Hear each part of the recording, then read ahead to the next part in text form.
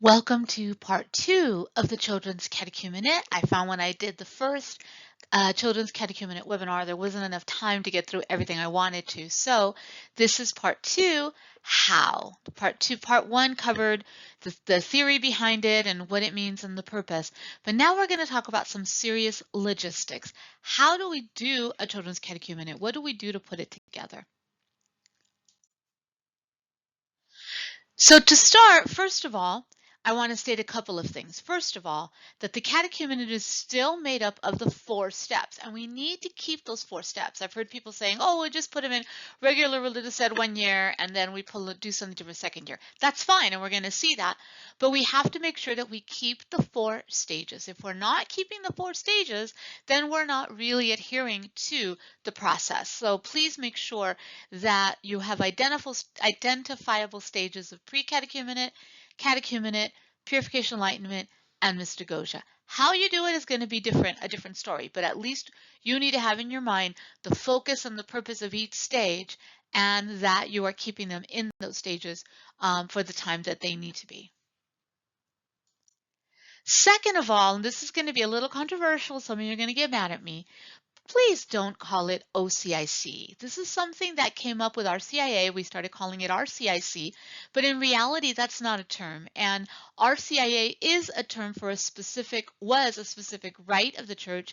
Now OCIA is a specific order of the church. There is no order of Christian initiation of children. That does not exist, and it's kind of a misnomer. It's actually the order of Christian initiation of adults adapted for children, but that's really long. So a lot of people will just call it the Children's Catechumenate or Children's Initiation Process or something different. Just like I don't promote calling it for adults, calling it OCIA. Come to OCIA, join OCIA. Really don't promote that. It's more come to this initiation ministry or this initiation process, or join the journey of faith where we'll prepare you for sacraments, or calling it something different. But if you're going to call it OCIA, then call it OCIA for children, but please don't call it OCIC, because that really is not a name, and you're kind of naming the order itself. So please steer away from that term. All right, so let's look at ways that you can arrange the children's process. So I'm going to give you 4 different ideas of how the process can be arranged for children.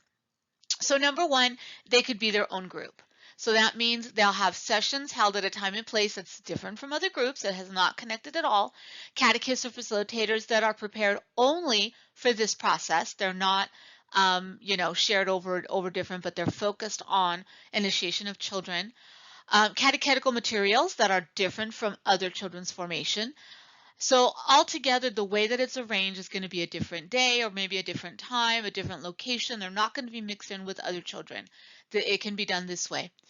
Parents are part of the process, but at a different time and place than the children, or could be the same time and place of the children, but the parents have to be a part of the process no matter what. You're going to see that in all the 4 examples. Parents have to have a very strong place. So this is the way a lot of parishes do it, where my group of catechumen, I shouldn't say my group, the children's catechumen group meets at, I don't know, in my last parish, we used to meet at 8:30 a.m. and then we would go until 9:45, and then together they'd get a little break, and then we'd all go to 10 o'clock mass, and then after 10 o'clock mass, we'd have the dismissal, and then they were gone by 11:30. No, by 11 or so. So that's kind of how we did it, and it was completely separate. We had one group of elementary and then another group of junior high, and then some years we had a group of elementary Spanish. So we would have 2 or 3 groups at the same time, but they're in separate rooms most of the time and with specific facilitators for their age groups. Now we had a large program, so process. And so we were able to do that, where we would have, 12 in one room, another 12 in another room, and then 10 in the junior high or something like that. Our high school would be during the time of confirmation, which that's another element that I'll show you. But for the children, they were completely separate from religious ed. Okay. One pro about doing it this way is that you could very definitely have your 4 stages of pre-catechumenate, catechumenate, purification, enlightenment, and mystagogia. It was very obvious because they were the only group, so you had that sketched out for them and the parents, and it was very understandable. The con, the one against this one, would be that they don't get to mix with children their own age. They're just self-contained with just their group. So that's kind of a negative. And the families as well don't interchange. So that would be option 1. Option 2 would be that you would run them parallel to religious education classes of their peers. So you would say religious education for elementary is on Wednesdays at 5, so initiation for elementary is also going to be Wednesdays at 5 in a separate room, but still parallel on the same days and times. That's what I did with the teens in my last parish. We had our teen initiation group was at the same time as teen confirmation. So even though they were in separate rooms, they were at the same time. But every now and then we did mix them together. So I'll get to that. So then catechists and facilitators are prepared still for this process, or they can be mixed. So let's say you have a catechist that is great about talking with children about what baptism is and what it means. Maybe they're going to do it one Wednesday for the children in religious ed, but the next Wednesday, they're going to switch with the initiation facilitator and teach baptism to the unbaptized, because that would be something you'd want them separate for. So things like that. So you could mix and match catechists if you have them at the same time, where if there's a catechist that really excels at a certain topic or doing certain crafts or things like that, that you'd be able to switch them because they wouldn't change their time commitment. So that could be a plus. The catechetical materials many times could be the same as the religious ed. That way, at times, you could mix with them. Maybe there is a lesson in your book that, in the whatever resource you're using, that is really good on, I don't know, on creation, and you want to do something special for creation and care of God's world. You could put them all together to do one big lesson or one big activity and then separate at times. So you can move back and forth very easily. There are certain sessions you may definitely want to mix together and not have to repeat. For example, safe environment lessons that every child has to take, no matter baptized or unbaptized. You could put them all together and let them be with peers of their own age in order to learn these things. Or like I said, the care for God's creation, you're going to do something special, or you're bringing somebody in special for Dia de los Muertos or Lady Guadalupe or whatever, then it would be easy to mix them all. In addition, it would be easy to mix them all to have occasional children liturgies. Let's say that you meet on Saturday mornings and you have all the elementary children on Saturday mornings. Well, then every now and then you could have a children's mass for all the children where all of them could go together, and then your catechumenate children could be dismissed, have a dismissal. And that's kind of a nice way for them to join together with the other kids and have other children or their peers that they mix with of the community, as well as then creating their own community in their classroom. And again, parents are part of the process, and they also would attend parent meetings of all the children, depending on the topic. So especially if you're going to do a catechetical session on First Communion for parents, the initiation children's parents, that sounds weird, the parents of the children in initiation could also be a part of those classes or those sessions, because they also have children that are preparing for First Communion, just at different dates. And so it really would be, it's nice when everything's at the same time. That way they can then mix together and still be separate. So you could, have them separate for inquiry and then put them together for catechumenate or anything like that. So there's a lot more flexibility if you're parallel. Now, a third option is that some people do put, especially in a smaller parish, you may put your initiation children in the same classroom for most of the year with the religious ed kids. So this would be the option number 2 is that you run them parallel and every now and then you come together. Option number 3 would be they would be all together and every now and then you may pull them out for something specific. So you have sessions held at a time and place with other religious ed classes of their peers. And for many of the sessions, or even most of the sessions, they're together. So they're learning from the same text, they're having the same catechists, all of that. And then catechists and facilitators then are prepared for all the children taught together.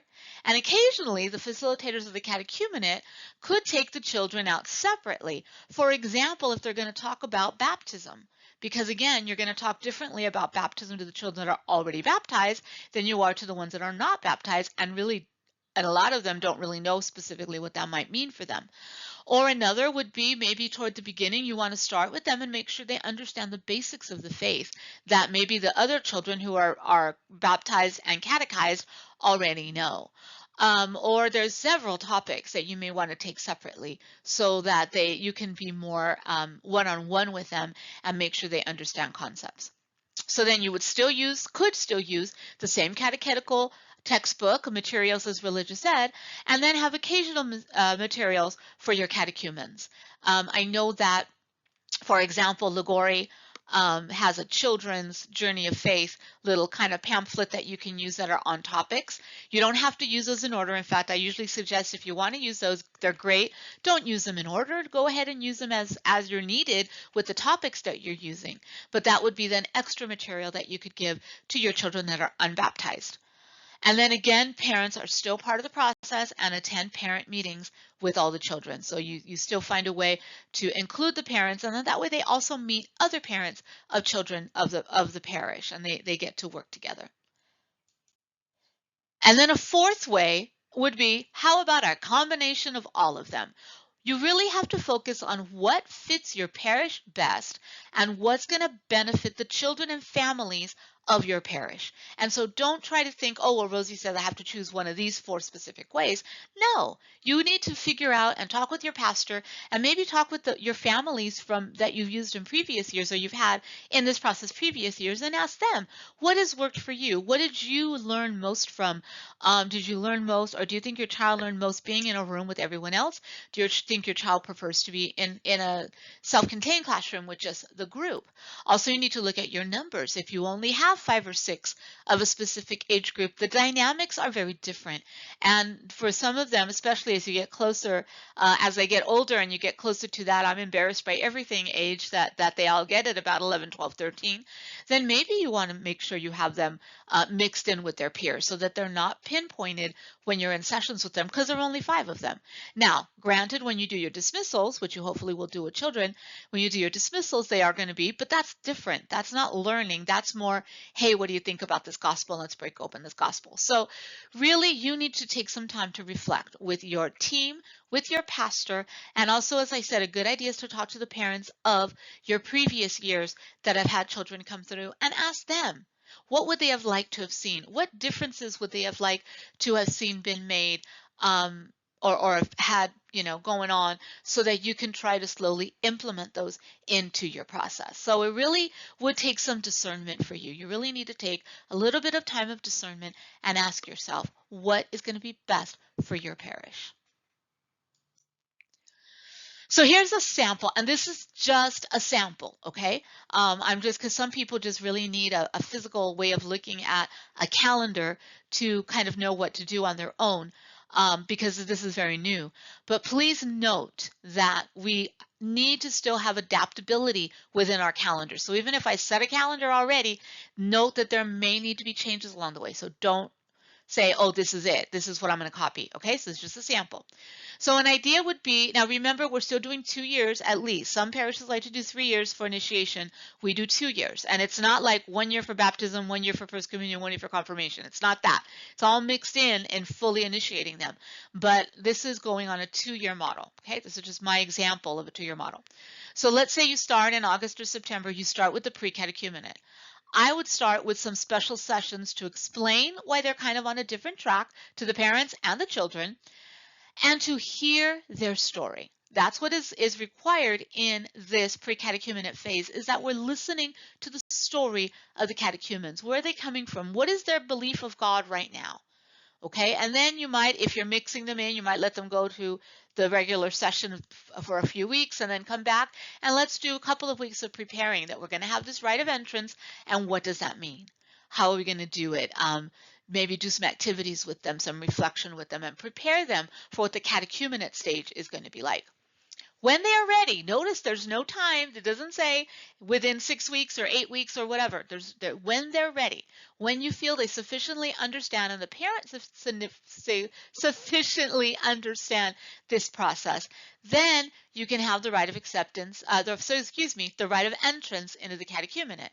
Now, there's a lot of possibilities, and on number 260, it talks about how you could have it on a Sunday with all the rest, but it's also recommended that you can have it on a different day and time, maybe at a mass with their peers and some representation of the community, because they might be embarrassed, especially if you only have 5 children and they're going to be put in front of the community. Depending on the children themselves, they might be a little anxious about standing up in front of everybody. So maybe you do it on a weekday mass, or you ask, Father, can we have a special liturgy of the word on a Wednesday when is our usual session, at Wednesday at 6, and we're going to invite, I loved inviting like a prayer group to come and be the representation of the community and say, we need your prayers for these catechumens. Will you come and support them? And many times they will. And so you can have that right of entrance to the catechumenate on a Sunday, like I said, with all the others, or you could have it at a mass with their peers. Maybe you do it on a Saturday morning, but you invite all the religious ed families as well. And they represent the community and also the children of their peers that they've been meeting with if you're doing it that way. So it's a lot of ways to do that. But the two keys, number one, when they're ready, not a date that you decide, in the first week of August, you do your whole calendar and decide when it's going to be, when they're ready.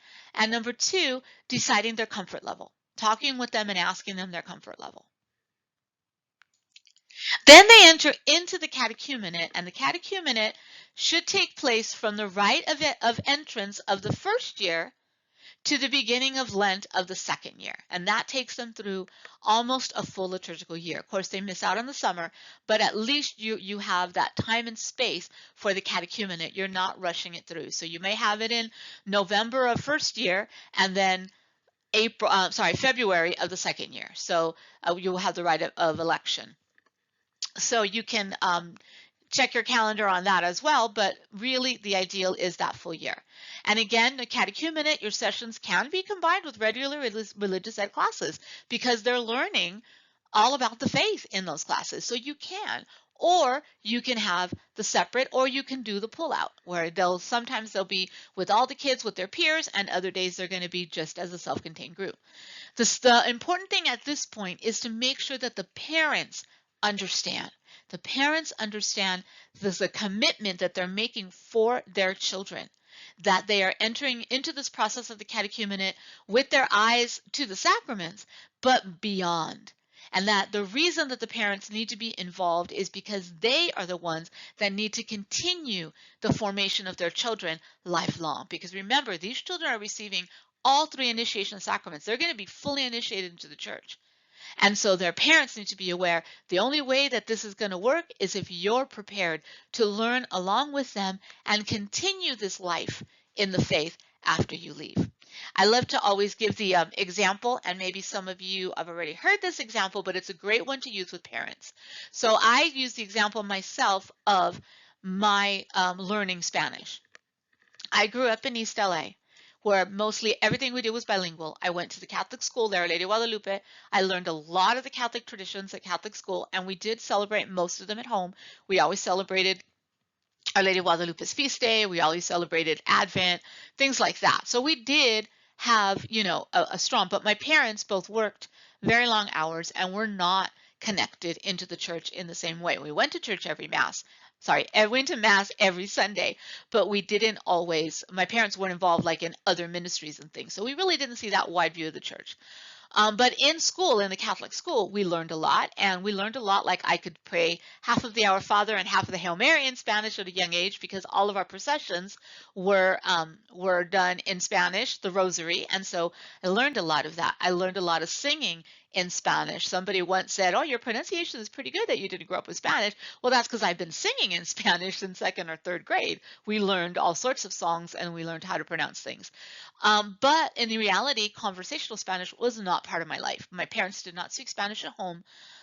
Don't think badly of them. They grew up in Los Angeles at a time where there was a lot of discrimination against people that spoke Spanish. And so look it up historically in Los Angeles. It was just not the place you wanted to be overheard speaking Spanish. So they didn't want us to be affected. So we were not really taught conversational Spanish. We knew phrases, we knew the food, we knew, names of things. We know, sia and mesa and, just basic words, but we didn't learn Spanish. So then I get to high school and you have to take 2 years of a language. And I'm thinking of that my options were Spanish or French. And I'm thinking, I'm never going to go to Paris. I'm not a big traveler, and I'm still not.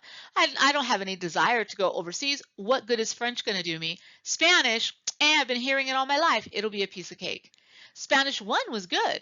Spanish 2 was one of 2 classes in my entire life that I almost failed, the other being, I think, chemistry or trig. But because I'm not good at math either and science. But Spanish 2 was one of the classes that I literally in my own whole life almost failed. And it was a stress and I hated it. And I never realized why. I just like plowed through, learned everything I needed to learn for the test. And as soon as it was over, I'm done. And then I went to college where I didn't need to speak Spanish because all the people that I roomed with, except for one roommate I had 1 year, was fluent Spanish speaking. She was Cuban. But other than that, all my friends spoke English. So I never needed to know Spanish again. Cue my adult life when I graduate college, return to East LA, get a job as a 5th grade teacher in my home parish at the Catholic school. And I realized that I need Spanish, at least a little, because it was embarrassing whenever I would have a parent-teacher conference. I would have to have the child there or one of the children of the family to translate because the majority of the parents of the school did not speak Spanish. And so when I went into ministry full-time at that same parish, I realized I need to learn everything again. I needed to go back. I started watching movies with Spanish subtitles so I could see the written language as I was hearing the movies, usually movies like on DVDs or something that I were familiar with already, so I could hear it in English but read it in Spanish. And then sometimes I do the opposite. I put the dubbing on and see if I could follow along. So I had to do a lot to get back to understanding Spanish and making Spanish a part of my daily life. And I use that as an example to parents to say, when the faith is not lived at home, when you are not committed to the ongoing faith formation of your child, then basically you're just putting your child here for 2 years to learn things that they need to know for the moment. And then as soon as we're done here, it's going out the other ear. It's gone because it hasn't been ingrained. So this time of the catechumenate is a great time to help the parents understand that. It also should be a time of having dismissals for the children. I know a lot of places don't have dismissal, but it really is a good practice because you can use a children's lectionary or a children's Bible and really help them understand that they can listen to the scripture in the Mass and get something out of it instead of saying, oh, they're too young anyway.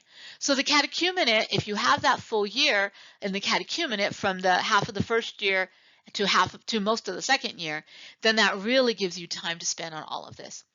Then, depending on the group, you could have your rite of election at the parish. The rite of election is optional for children to go to the bishop for the same reason as the rite of entrance, that they might be embarrassed, it might be overwhelming. I know a lot of parishes that bring their children to the rite of election and they love it. I know some parishes that prefer not to, just because it's either a long drive, makes it a long day, or for whatever reason that's practical. And that is a pastoral choice. That's your choice. Okay, there is an adapted version of this rite in chapter 2 of the rite of the order. So if you go to chapter 2, which is the whole section on children, you will find an adapted rite of election that you can do at your parish for children. Okay, and it will say that it's optional.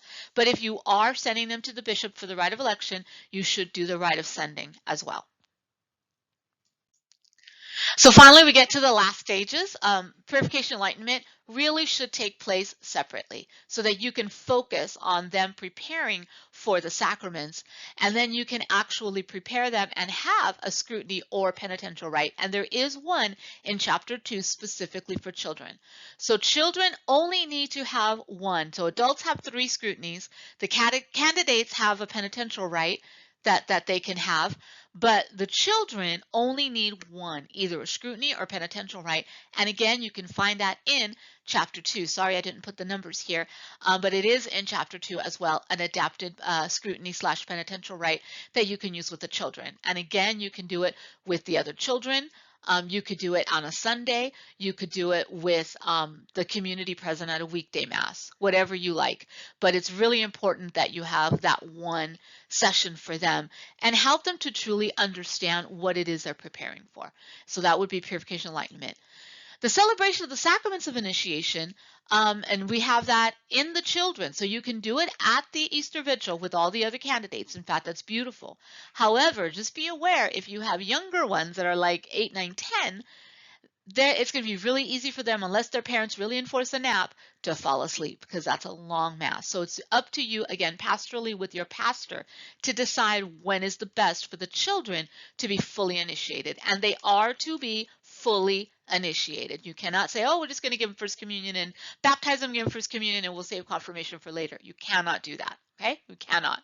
So you figure out if you're going to have it Easter Vigil, have it Easter morning, or have it on Divine Mercy Sunday, but have it on a Sunday, an Easter Sunday. And there is a specific one for children. If you're not doing it at Easter Vigil, numbers 304 to 329 have the whole rite for you to do in the church on an alternate day. And then finally, we do have a Mystagogia. Usually your religious ed classes will probably go to at least May or June, whenever First Communion is. And so the kids can continue to be there for a suitable time, number 330 says. So you can decide, again, pastorally, what you're going to do.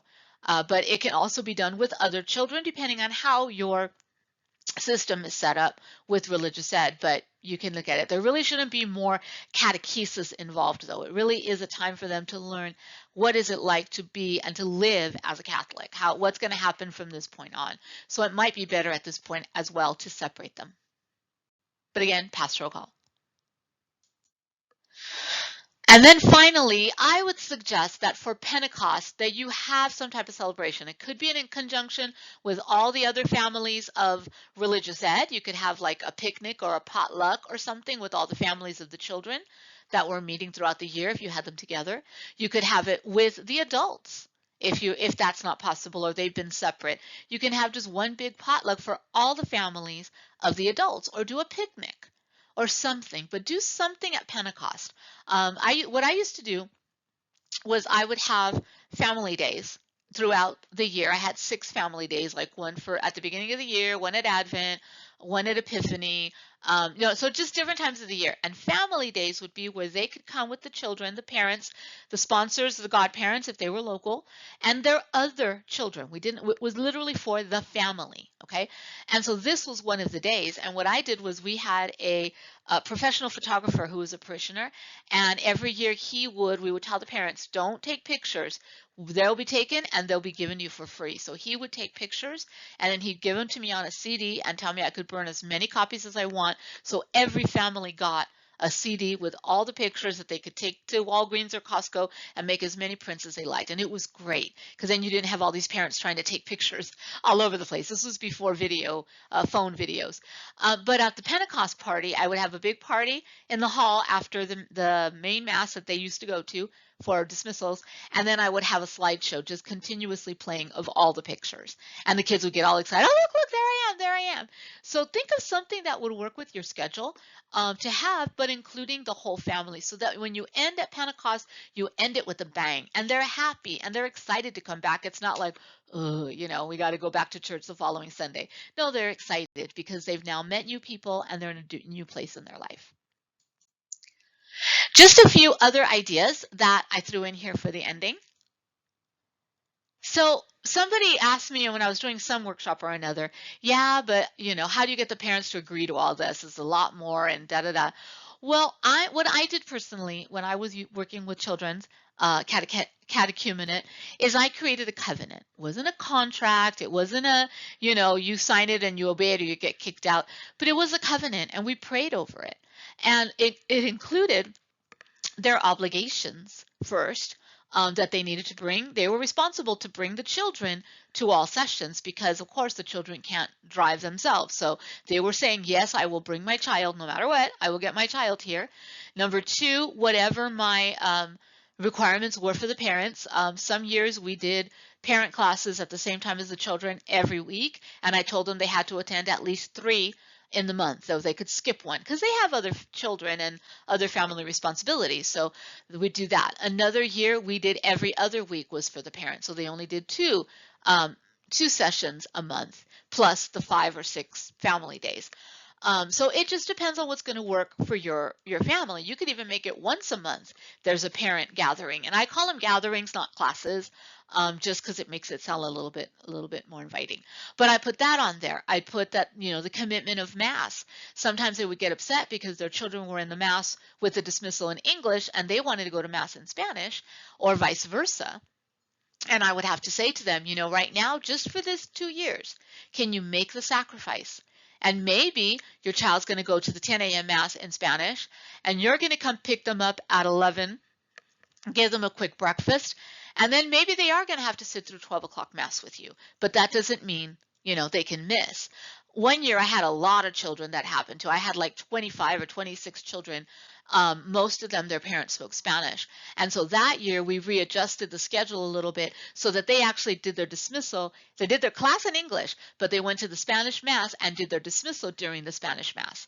And then that way the parents could stay in the Spanish Mass and then meet their children afterwards. But everything we did with the children was either all in English or bilingual, depending on the needs of the children. So that's what I mean by flexibility. Okay, you really got to get that flexibility. What are the needs of the families that you have in front of you this year?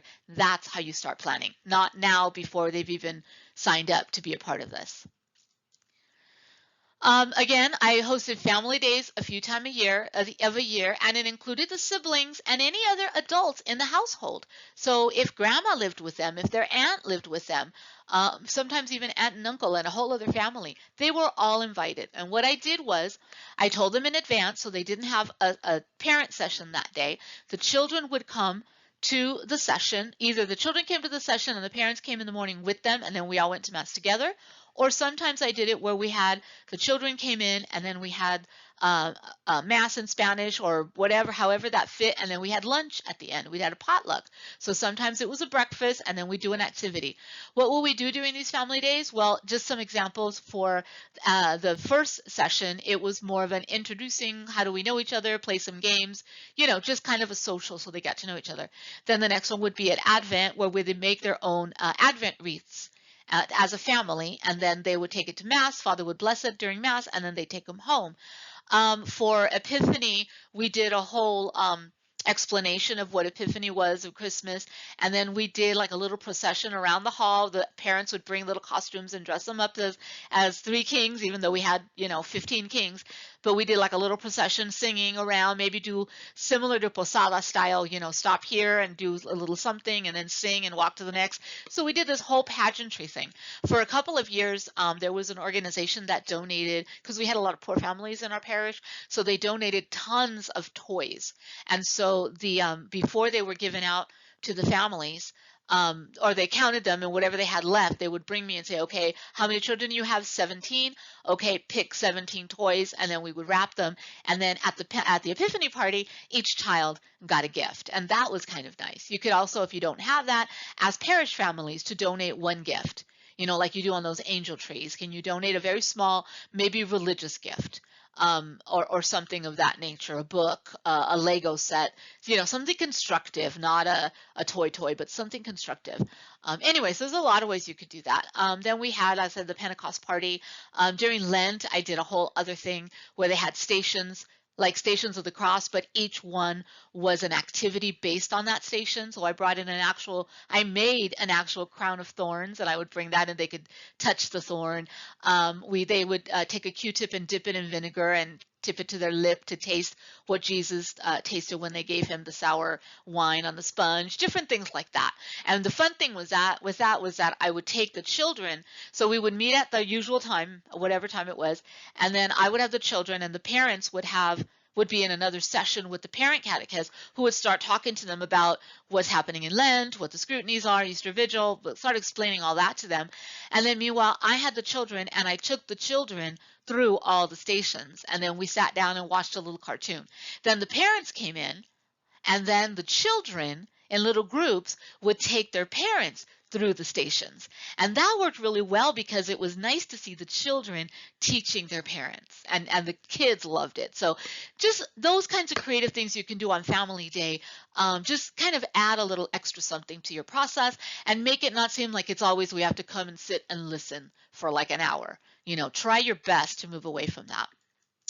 And then a final just idea or concern is make sure that we are truly listening to the children. Okay, in pre-catechumenate with adults, we talk a lot about that during the whole pre-catechumenate session. It's about listening. It's hearing their story. It's knowing where they're coming from, where they've learned about God, and what they're looking for. Well, with children, it's going to be different. They don't have these lofty ideas yet, but you can ask them, hey, what do you think about God? Today, I want everybody to draw what you think God looks like. And there's no right or wrong answer. Just draw what you think God looks like. And then give them time to do that. And then let them show, the ones that are willing to, let them show their picture and, oh, this is why. And what makes you think God looks like that? What have you heard? Or did grandma or mom or somebody tell you certain things about God? And you start to learn where their ideas of God come from. And again, none are right, none are wrong and right. It's just getting to know them. The following week you may say, draw the church. Here's the church building. Here's the next idea. But I want you to draw, what do you think church is? And then let them. So when they're younger, that drawing thing works really well because then they're excited to talk about their pictures. As they get older, you might have to find different ways. But really listen to their stories and listen to their questions because it's about them.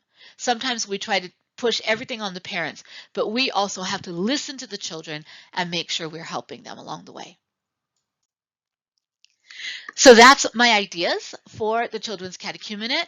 I really do encourage you, if you have any questions or comments, feel free to email me and let me know, and I'm happy to help you out with anything that you might need. And hopefully this will give you a little push in your own process.